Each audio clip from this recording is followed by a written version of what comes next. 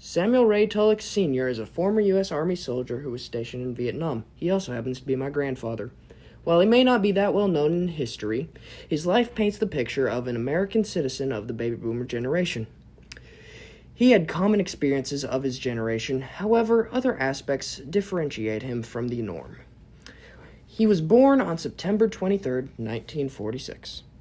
He did not have the most idyllic childhood, nor did he have the best family dynamic. When he was a child, he was a victim of what we would call today child neglect.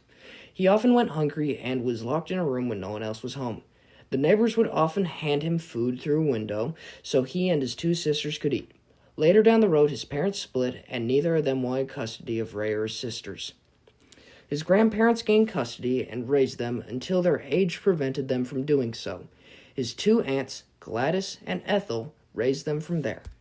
His grandparents lived in a little farm along the Kingsport Highway, and I know I won't be able to do it justice, so I have the man here himself. Ray, can you please tell me about what you did on the farm? Run around on the farm, a farm brat,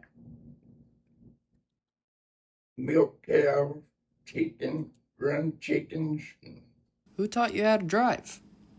Papa Tullock How'd he teach you? put me in the seat of the truck. I just big enough to stand up and see over the steering wheel. He put the gas enough that it go on its own. Now I had to do was steer.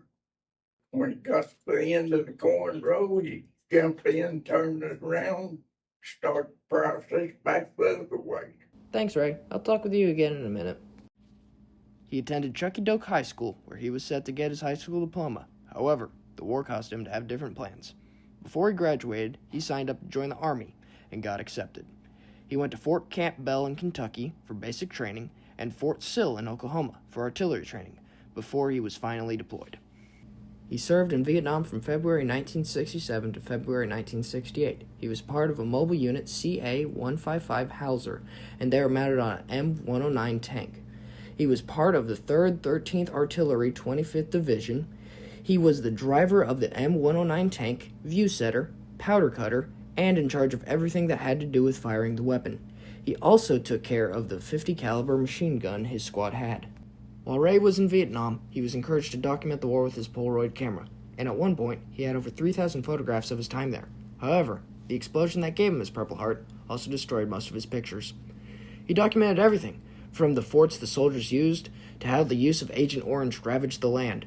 While he does not remember the specifics of what battles he was in, he does remember practically fighting every day he was there. He spent a lot of his time talking with his squad mates, reading, sleeping, and playing a lot of cards. The day he was wounded, he was sleeping in a tent that they had set up. When an explosive was thrown into the tent, it detonated next to him and caused shrapnel to impale him above his right eye. This resulted in his Purple Heart. During his service, he was awarded with the National Defense Medal, the Republic of Vietnam Campaign Medal, the Vietnam Service Medal with 1 Bronze Star, his Purple Heart, and the Good Conduct Medal. When he was done with his military service, he had several jobs. He worked at Magnavox making TVs. He was a union steward, a time study, a coal miner in the mines below Knoxville. Then, he worked at Old Dominion Freight Line as a trucker. However, a bad wreck gave him a disability, and he was forced into an early retirement, unable to work. Before all that, however, he met my grandmother Teresa in a unique way. But she can say it a lot better than I can, and thankfully she's right here. When did y'all meet? The end of 1969. How did y'all meet? We were driving around the drive-ins. Back then, that's what young people did. 2 girls got in the car running around to see if they could find another boy to ride with. How many kids did he have? The oldest one's 54. The daughter is 52. The other boy is 51. And the other one's 50, I think. No, 49. Thanks, Teresa. Now, of these kids is Dr. Anthony Tullock, the eldest child of Ray and Teresa, and my father. He also happens to be right here. Dr. Tullock, how did Ray help in the community? He was a our softball coach when we played down at Midway. He also coached us here in our rec league down at what used to be the only gym at Moss Side, but now it's still there. The Okay, it's still there. little gym. Did anyone else join the military?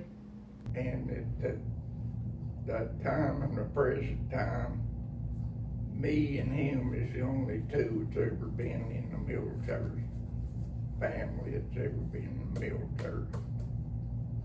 While he doesn't get out much more thanks to his disability, Ray does enjoy NASCAR and putting together puzzles. While he may not be that well known in history, Samuel Ray Tullock Sr. is a former U.S. Army soldier, a Vietnam veteran, a father, a grandfather, and a good citizen.